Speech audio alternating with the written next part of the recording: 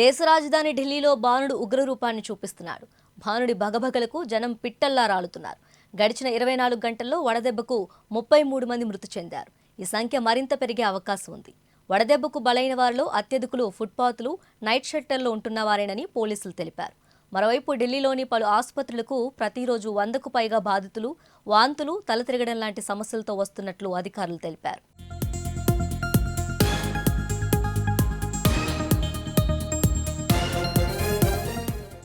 Lajpat Nagar police station పరిధిలో 24 గంటల్లో 8 మంది మృతి చెందారు.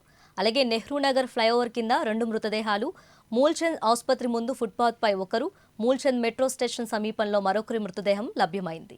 ఉత్తర జిల్లాలో 8 మృతదేహాలు, వాయువ్య జిల్లాలో 7 మృతదేహాలు పోలీసులకు లభ్యమయ్యాయి. జన్పద్ లేన్ ఫుట్పాత్పై ఓ వ్యక్తి మృతదేహం లభ్యమైంది. అత్యధిక ఉష్ణోగ్రత బారిన పడటంతోనే వీరు మృతి చెందినట్లు ప్రాథమిక విచారణలో తేలింది.